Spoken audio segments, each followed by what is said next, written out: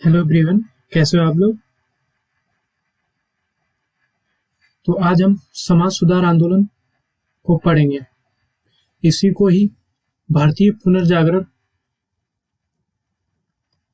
भारतीय पुनर्जागरण कहते हैं। इसी आंदोलन को भारतीय पुनर्जागरण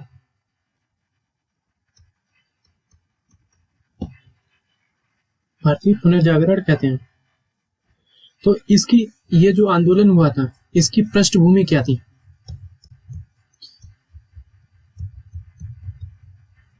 किसी काम करने के पीछे कोई ना कोई कारण होता है। इसकी जो पृष्ठभूमि बनी थी, उसका रीजन क्या था आंदोलन के लिए। पृष्ठभूमि कह लो या कारण कह लो। तो कारण ऐसा नहीं है कि इस कारण जो पृष्ठभूमि है, भारतीय समाज में जाति प्रथा एक सबसे बड़ी समस्या थी। दूसरी सती प्रथा, तीसरी थी बाल विवाह, पर्दा प्रथा, मूर्ति पूजा, धार्मिक अंधविश्वास। ये भारतीय समाज में गतिहीन बना हुआ था। ये जो जाति प्रथा, सती प्रथा, बाल विवाह, पर्दा प्रथा, मूर्ति पूजा और धार्मिक अंधविश्वास। जाति प्रथा में क्या होता था कि जब आप अगर वेदों की मानोगे तो वेदों में सिर्फ रंग के आधार पर इनको बांटा गया, जो बाहरी लोग थे। ऐसा नहीं है कि जब अंग्रेज यहाँ आए थे, ये तो इनके कारण हो गए। जाति प्रथा को रंग के आधार पर किया गया, फिर इनको कर्म के, फिर ब्रह्मा के, फिर उसके बाद इनको जाति व्यवस्था में लाया गया। एक लिमिटेड एरिया इनके लिए कर दिया जाता था। ये गांव से दूर रहेंगे, और जब भी ये गांव में या किसी शहर में निकलते थे तो ये अपने गले में ढोलक बांध के या लगाड़ा बांध के चलते थे। सती प्रथा उसी टाइप से, जैसे जाति प्रथा में मंदिर में ये प्रवेश नहीं कर सकते थे। लोग बाग जो सवर्ण जात के थे, तो वो इनको देखना, छूने की तो बात बहुत दूर है, देखना भी पसंद नहीं करते थे। और जब ये चलते थे तब ये अपने पीछे सड़क को साफ करते हुए जाते थे। सती प्रथा, ये भी हमारे समाज में एक बहुत बड़ी समस्या थी, जिसे राजा राम मोहन द्वारा इसको काफी हाईलाइट किया गया था। बाल विवाह बचपन में ही बच्चों की शादी कर दी जाती थी, लड़कियों की, खासकर लड़कियों की।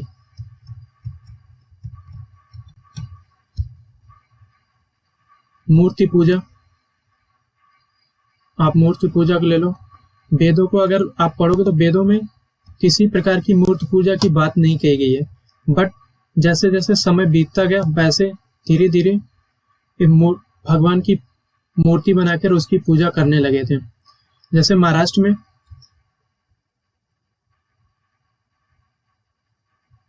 पूजा करने लगे थे। धार्मिक अंधविश्वास उस समय का सबसे बड़ा ये अंधविश्वास था। लोग अंधविश्वास में ज्यादा अपनी बुद्धि को यूज नहीं करते थे, ना तो लोग तर्क लगाते थे और ना ही अपनी बुद्धि का यूज करते थे। तो यही सब कारण थे इस आंदोलन, जो भारतीय समाज सुधार आंदोलन, और इसी को भारतीय पुनर्जागरण भी कहते हैं। 18वीं शताब्दी में यूरोप में भी 18वीं शताब्दी में यूरोप में भी यही पुनर्जागरण हुआ। बट भारत और यूरोप के पुनर्जागरण को तुलना करने पर बहुत अंतर देखने को मिलता है। जहां यूरोप का पुनर्जागरण के बाद बहुत सारे साइंटिस्ट, जैसे आइंस्टीन हुआ और गैलीलियो हुआ, ये सारे निकल के आते हैं। वहीं भारतीय पुनर्जागरण को कहा जाता है कि धर्म से स्टार्ट होता है और धर्म पे ही जाके खत्म हो जाता है। धर्म पे स्टार्ट होता है और धर्म पे क्या नाम, धर्म से स्टार्ट होकर धर्म पर ही खत्म हो जाता है।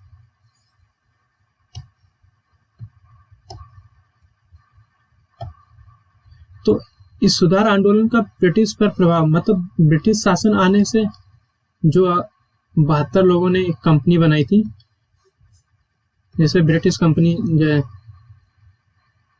ब्रिटिश सरकार के आने से भारतीय सुधार पे मतलब कैसा प्रभाव पड़ा। नंबर 1 पे बोल सकते हो भारतीयों को शोषण, भारतीयों पर शोषण था। और नंबर 2 पे बोलते कि एक वर्ग पाश्चात्य शिक्षा लेकर भारत आया था। भारत, तो इसमें भी 3 वर्ग जो पाश्चात्य शिक्षा के लिए इसमें 3 वर्ग बनेंगे। 3 वर्ग, एक वो वर्ग जो पाश्चात्य शिक्षा तो लेकर आया, ये पाश्चात्य शिक्षा तो ये लेके आया, बट जो भारतीयों में जो भारत में आकर जो हीन भावना उसने उत्पन्न हुआ, गौ मांस मदिरा ये सब खाना स्टार्ट कर देता है हिंदू धर्म के कारण, कि इसमें बहुत सारी कमियां। वहीं राजा राम मोहन राय द्वारा जैसे इन्होंने भी पाश्चात्य शिक्षा ली, बट इन्होंने भारतीय धर्म को त्याग नहीं किया। जो हिंदू धर्म था, सॉरी भारतीय धर्म नहीं, हिंदू धर्म को त्याग नहीं किया, बल्कि इसमें जो कुरीतियां थी उनको सुधारने के लिए इन्होंने बहुत भरसक प्रयास किया। और एक तीसरा जो वर्ग था जो पाश्चात्य शिक्षा लेने को तैयार ही नहीं था, लेना ही नहीं था इनको पाश्चात्य शिक्षा। ये अपने आप को ही सबसे बड़ा समझते थे, लेकिन ऐसा नहीं है कि अंग्रेज के आने से ही क्यों हुआ। इससे पहले भी भारत में बहुत सारे, ब्रिटिश शासन के आने से पहले भारत में बहुत सारे आक्रमण हुए, हमले हुए। अरे यहाँ पर जैसे मुगल हुआ, सल्तनत हुआ, इससे पहले प्राचीन काल में चले जाओगे तो आपको देखने को मिलेगा। तो ये जो भी आया भारत की संस्कृति में धीरे धीरे लीन होता चला गया, भारतीय संस्कृति में विलीन हो गया, इसलिए इनकी कोई सुधार करने की आवश्यकता नहीं पड़ी। इन्होंने किसी भी प्रकार की सुधार की आवश्यकता नहीं। लेकिन जो अंग्रेज थे, ये जो अंग्रेज थे 18वीं शताब्दी में, वहां पर जो पुनर्जागरण के कारण जो मध्यम वर्ग था उसमें जो चेतना आई, चेतना कैसे आई? तर्कवाद से, किसी बात को तर्क लॉजिक करना, और दूसरा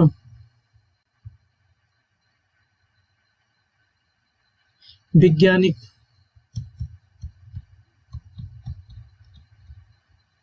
पहला क्या था? तर्कवाद से, और दूसरा वैज्ञानिक। तो अभी हम भारतीयों के बारे में ही पढ़ेंगे, तो भारत के बारे में बात करेंगे।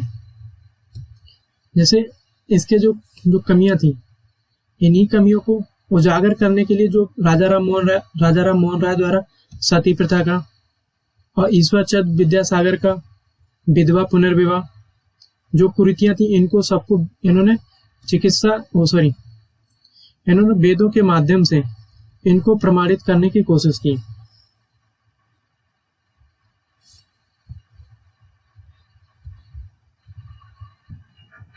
जैसे कि हमने आपको 3 वर्ग बताए थे, ये 3 वर्ग हैं। एक तो जिनको डेरेजियो बोला जाता था, इनके दिल में हिंदू धर्म और संस्कृति के प्रति गहरा बड़ी और त्याग दिया, और धर्म संस्कृति को, ठीक। जो ये दूसरा वर्ग था, ये आप पहला ले लो, ये दूसरा ले लो। इस दूसरे वर्ग ने क्या काम किया? पश्चिमी शिक्षा तो ली पहले वर्ग की तरह, बट हिंदू धर्म को त्याग नहीं किया, ना ही अपनी संस्कृति को हीन भावना से देखा। इन्होंने पाश्चात्य शिक्षा लेकर तर्कवाद मानववाद तथा विज्ञानवाद।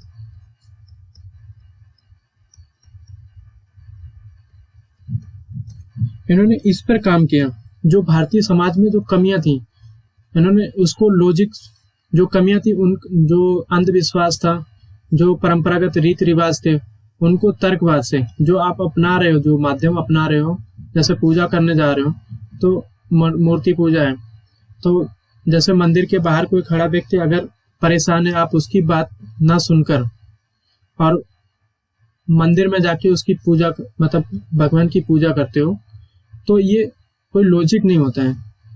मानववाद। विज्ञानवाद, किसी भी चीज को वैज्ञानिक प्रमाणित करने के लिए,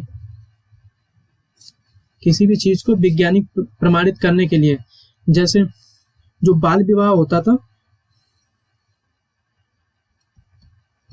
बाल विवाह को चिकित्सा से, बाल विवाह को अक्षय कुमार दत्त, जो बाल विवाह होता था बच्चों को,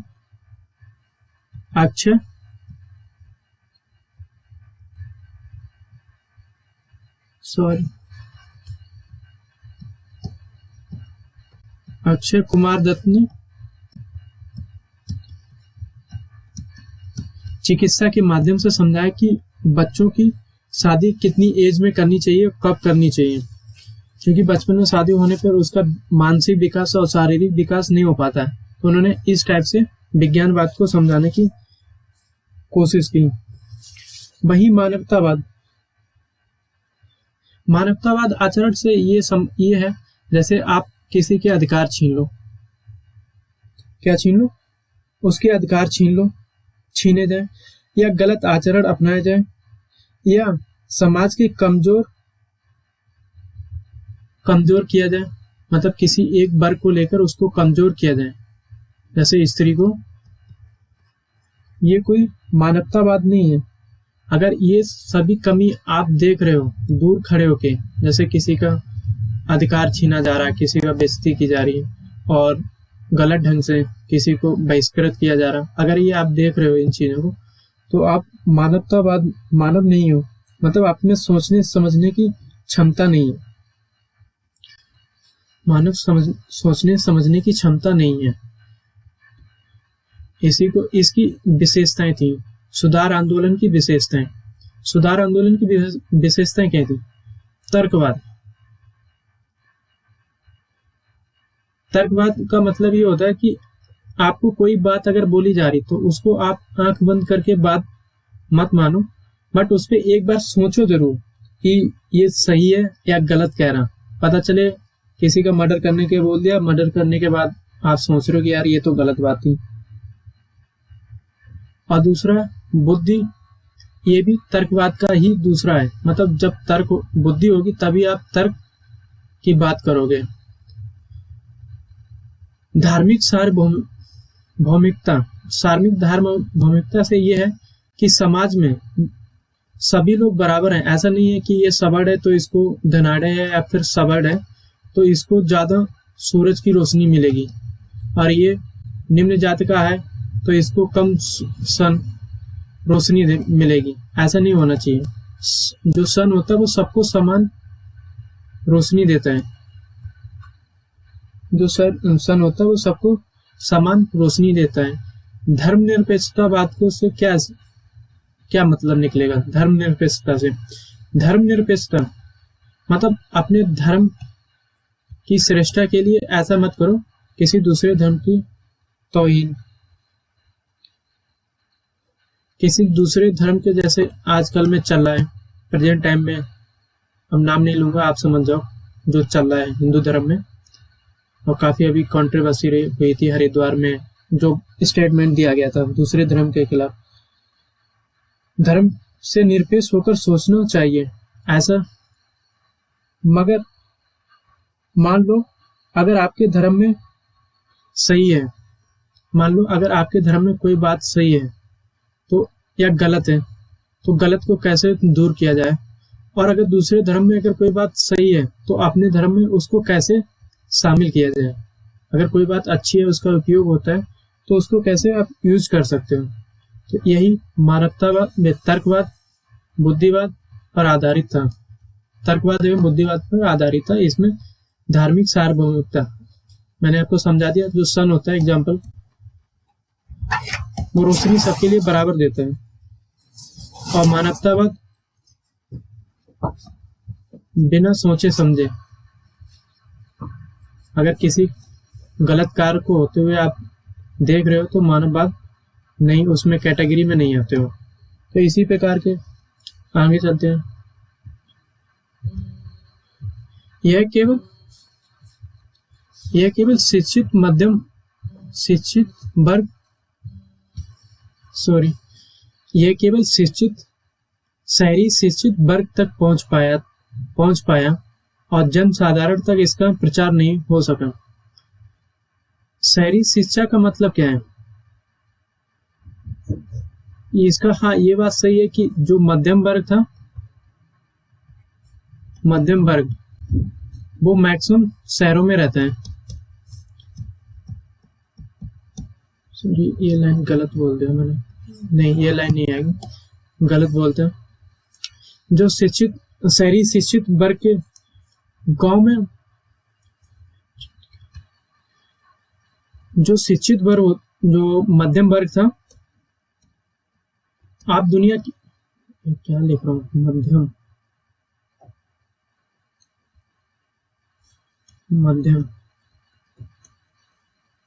आप दुनिया की कोई भी क्रांति उठा के देख लो, दुनिया की कोई भी क्रांति आप उठा के देखो तो मैक्सिमम इसी का ही रोल आपको मिलेगा।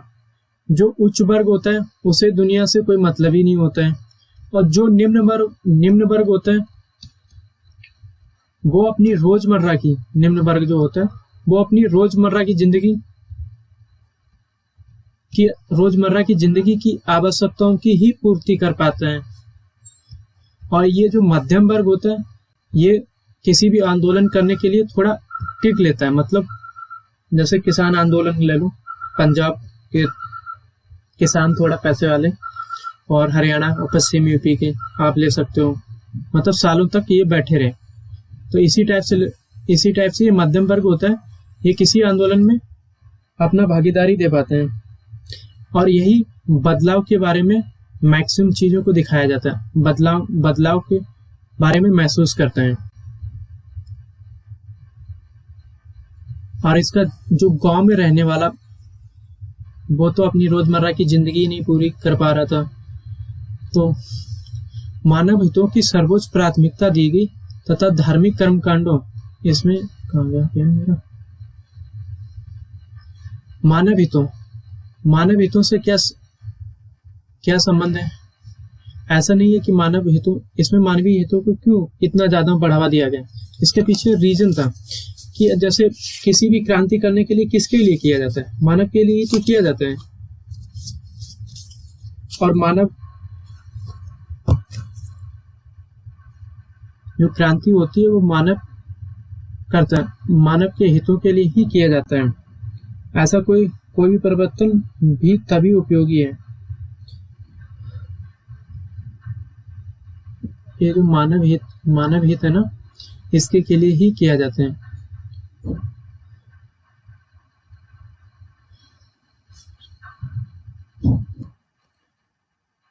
मानवीय हितों और धार्मिक कर्मकांडों, मानवीय हितों से ये है, कोई भी अगर आप धर्म कांड कर रहे हो तो उसका मानव लाभ कैसे ले, पता चले लाभ की जगह या कल्याण उद्देश्य की पूर्ति ना हो सके, जिससे समाज अधिक कठिनाइयों तथा लाभ कम हो।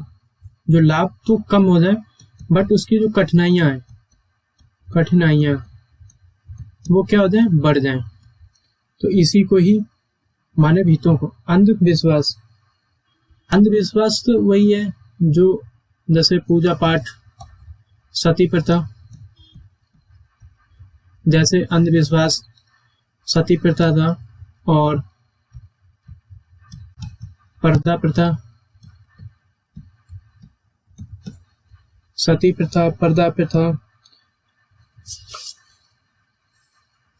जाति व्यवस्था, जो एक अवधारणा, जाति व्यवस्था नहीं, बाल विवाह, और जो विधवा पुनर्विवाह,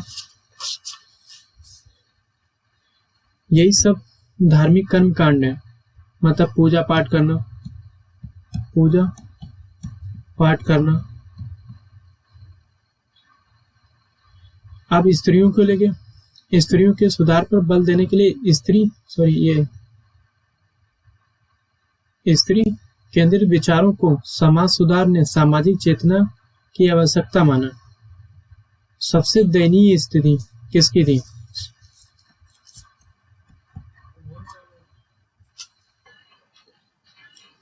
समाज में स्त्रियों की दयनीय स्थिति थी। कैसे दयनीय थी? एक तो पुरुषों से हमेशा नीचा समझा जाता था। किससे? पुरुषों से। पुरुष प्रधान देश से हमेशा नीचे समझा जाता था। समाज में कोई इनकी पहचान नहीं थी। इनकी जो ऊर्जा और योग्यता होती थी वो सती प्रथा, बाल विवाह और पर्दा प्रथा ने जो बुराइयां, जो कुरीतियां थी, वो इनके बलि चढ़ जाती थी। जो इनमें योग्यता होती थी, जैसे सती प्रथा होगी, अब किसी में योग्यता है, उसका हस्बैंड मर गया 22 साल में, तो उसके साथ जला दी जाती थी। और तीसरा, हिंदू धर्म में या मुस्लिम धर्म में दोनों महिलाएं पुरुषों पर ही आश्रित हैं। आज भी आश्रित हैं। आप गांव में जाओगे तो, या शहरों में भी ले लो, 50% आज की महिलाएं तो जॉब कर रही हैं, बट फिर भी अभी भी बहुत सारी महिलाएं जो इनकी विवाह में कोई सहमति नहीं ली जाती है। आपकी किस टाइप से पसंद, मतलब लड़का पसंद है, किस टाइप से आपको लड़का पसंद है, इनसे कोई सहमति नहीं ली जाती है। जो एक नाग, काला नाग, एक इच्छाधारी है और एक ब्लैक कोबरा, इनके सामने से रख दिया जाता है कि भैया इनमें से कोई सा एक पसंद कर लो। ये 3 है, इनमें से एक पसंद कर लो। महिलाओं को हमेशा से ही वेदों के बाद से, मतलब वेदों के, ये आफ्टर वेद बोल रहा हूँ, जो वेद हमारे हैं ना, आफ्टर के बाद की बात कर रहा हूँ, नहीं तो वेदों में भी इनका इंक्लूड कर दो। वेदों में इनकी ऐसी कोई स्थिति नहीं थी। वेदों में महिला जो स्त्री होती थी वो कंधे से कंधा मिलाकर वेद जो पुरुष और महिला,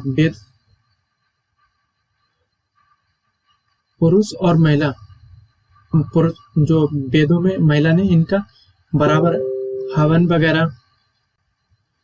वगैरह ये सारे काम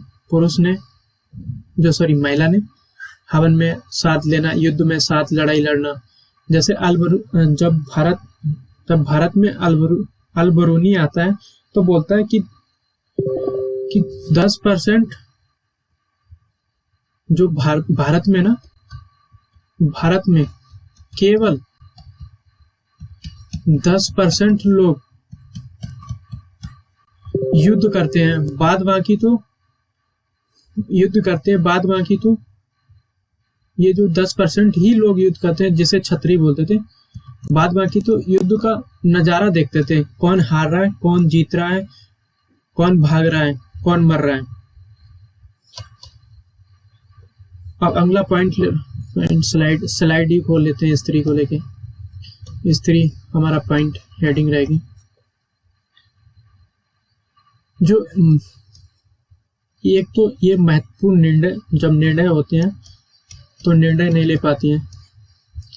आज भी इसकी समस्या देखने को मिल जाएगी।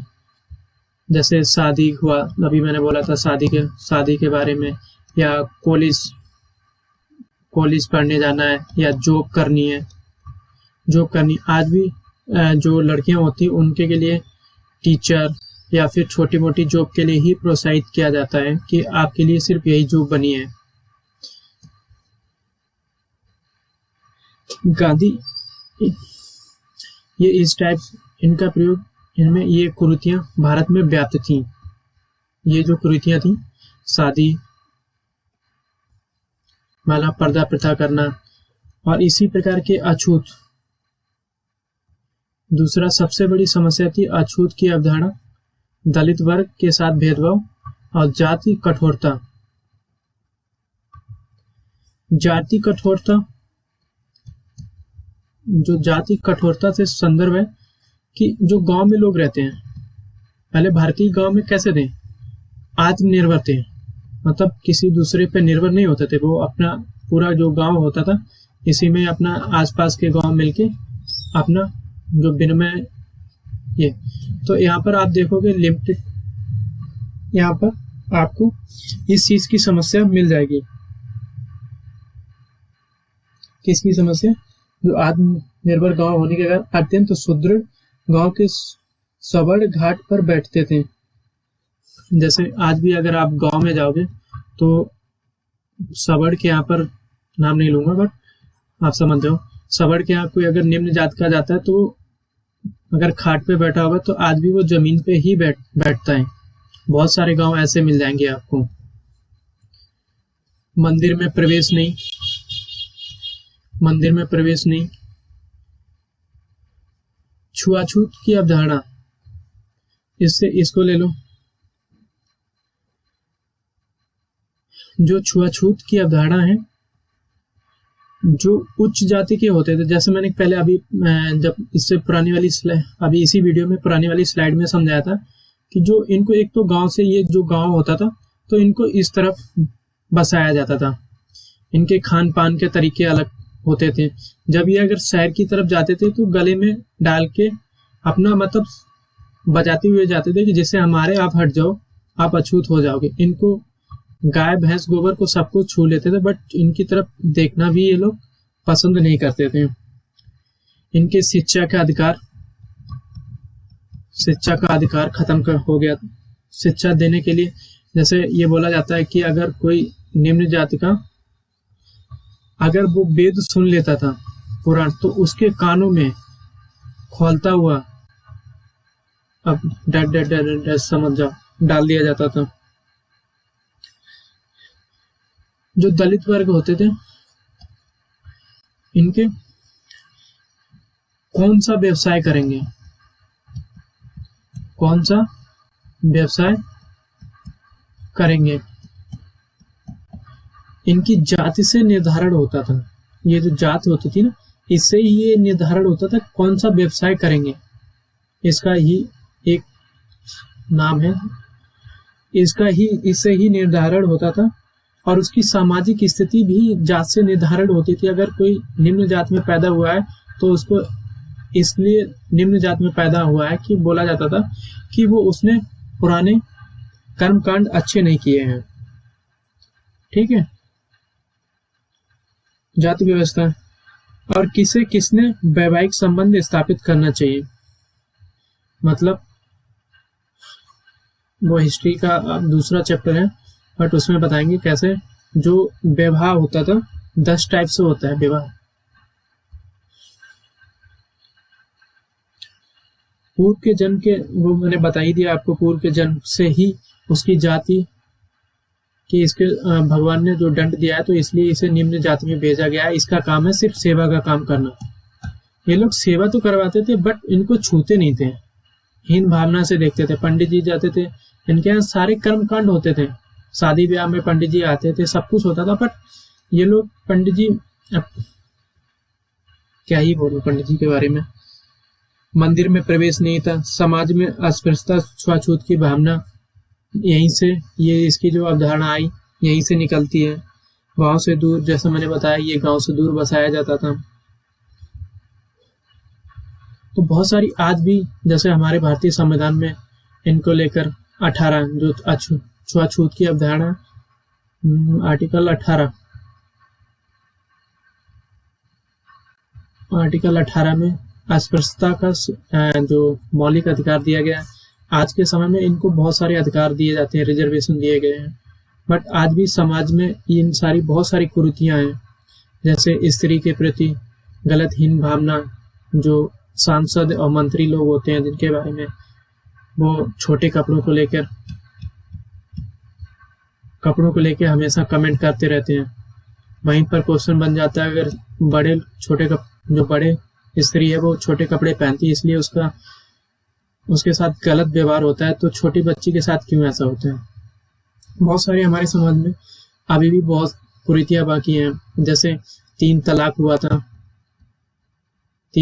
हुआ और एक अभी जो सुप्रीम कोर्ट के द्वारा उनको अधिकार दिया गया, जिसको समाज ने प्राचीन काल से लेके आज तक, प्राचीन काल से लेके 2020 तक समाज ने उनके अधिकार छीन रखे थे।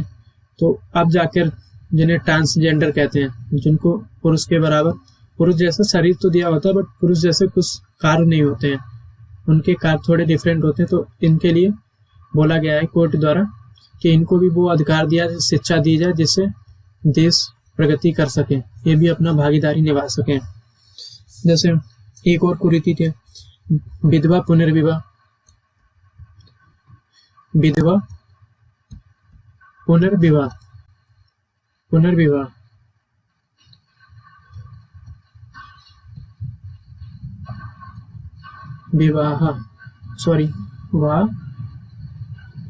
यार क्या हो रहा है मेरे साथ। विधवा पुनर्विवाह होता था।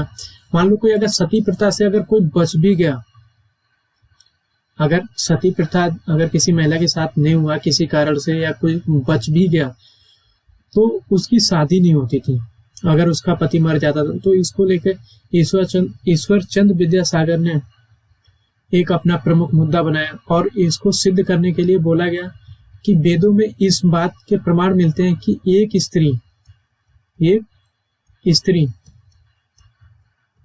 जो स्त्री है 10 विवाह अपने एक जीवन में कर सकता है। ये विवाह है, विशाल नहीं, विवाह अपने जीवन में कर सकता है। इसको लेके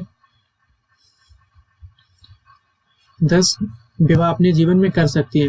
इसको 1856 में एक कानून बना डलहौजी के काल में, हिंदू विधवा पुनर्विवाह एक्ट, जिसे ईश्वर चंद्र विद्यासागर ने ही बच्चों को जैसे शिक्षा, एक तो स्त्रियों की शिक्षा इस तरह से काट रखी थी, मतलब दिलाती नहीं थी। एक तो इनको स्त्री को समझाता था कि ये पराया धन है, 10-15 साल में इसकी शादी हो जाएगी, शादी करने के बाद से 10-15 साल में इसकी शादी करने के बाद ये दूसरे के घर चली जाती और इसका काम सिर्फ घर का होता है। घर में किचन जो होती है, जिसको क्या बोलते हैं, चौका चूल्हे तक ही इसको सीमित किया गया था।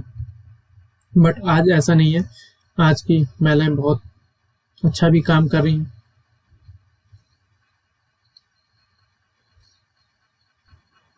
जैसे कि एक कुरीति थी बाल विवाह, वो मैंने पीछे समझाया था। बच्ची जो बाल विवाह कर दे, क्या नाम, एक तो बाल विवाह बचपन में उसकी शादी कर दी जाती थी मायके, और उसपे एक तो जो बाल विवाह होता था, बाल विवाह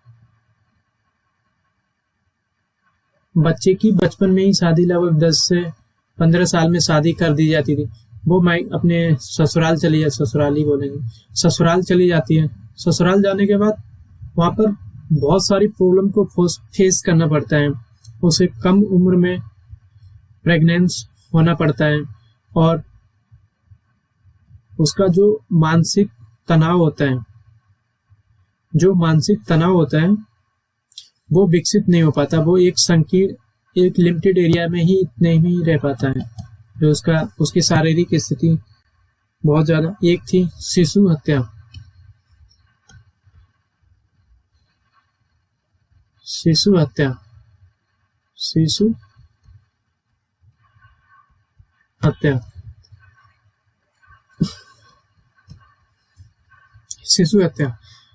हत्या में खासकर जो लड़कियां होती थी, जो छोटी छोटी बच्ची होती थी, उनको एक बोझ समझा जाता था। क्या समझा जाता था? इनको एक बोझ समझा जाता था। ये बोझ है, पराया धन है। पराया, जैसे मैंने अभी पहले बताया, पराया धन है, पराया धन है। और इनकी पराया धन जब इनकी शादी की जाएगी तो उसमें बहुत सारा, जैसे राजपूतों में काफी जैसे दहेज दिया जाता था। दहेज के नाम पर इनकी लड़कियों की हत्या कर दी। जो छोटी छोटी बच्चियां थी जो पैदा तो हो तो जाती थी सब, बट इनकी हत्या कर दी जाती थी। लेकिन धीरे धीरे इसी का ही आप हरियाणा में देख सकते हो। दहेज के चक्कर में या फिर पुत्र कि मेरा बेटा सिर्फ मेरे घर में सिर्फ लड़का ही पैदा हो, तो लड़के के कारण ये जो बच्ची होती थी छोटी, इसको मार देते थे ये लोग। ये इसको अल्ट्रासाउंड करा के इसको पेट में ही मरवा देते थे, या फिर अगर जन्म गई तो बाहर मरवा देते थे। तो इसी को हरियाणा में सबसे ज्यादा लिंगानुपात अगर किसी स्टेट का कम है, लिंगानुपात मतलब महिला और पुरुष, इसकी गिनती की जाती है। तो इसमें अगर कम है तो हरियाणा ही स्टेट है जो आज के समय इसकी इस कदर ये हालत हो रखी है कि बेटी बचाओ बेटी पढ़ाओ, बेटी बचाओ और बेटी पढ़ाओ जैसी योजना चलाई जा रही है। अगर बेटी, जैसे शिक्षा को स्त्री से दूर रखा गया था। अगर किसी भी परिवार की महिला अगर पढ़ी लिखी है, किसी एक जो परिवार है ये, अगर इसकी ये अकेली महिला अगर पढ़ी लिखी है तो उसके कंडीशन घर की अलग होगी। और एक ये परिवार बगल में रहता हो बट उसमें महिला पढ़ी लिखी नहीं है तो उसकी फैमिली की कंडीशन अलग होती है। ये बोला जाता है कि अगर महिला भी पढ़ी हो तो उस समाज में ज्यादा प्रगति होती है, क्योंकि बेटे का काम तो वही बचपन में देखती हैं। तो इस प्रकार हम अब इससे आगे नेक्स्ट वीडियो में बात करेंगे। इससे अगली अब आज का टाइम यहीं पे समाप्त करते हैं। तो thank you for watching and अगर अच्छा लगे तो शेयर कर देना, कमेंट कर देना, लाइक कर देना एंड सब्सक्राइब कर देना। अगर मेरे में कोई गलती हो तो प्लीज़ कमेंट जरूर कर देना या डिसलाइक कर देना। और डिसलाइक करना तो आप ये लिख देना कि हमने डिसलाइक क्यों किया है, तो हमें भी पता चल जाएगा कि आगे क्या कमियां की हैं और आगे क्या सुधार करना चाहिए। Thank you so much again.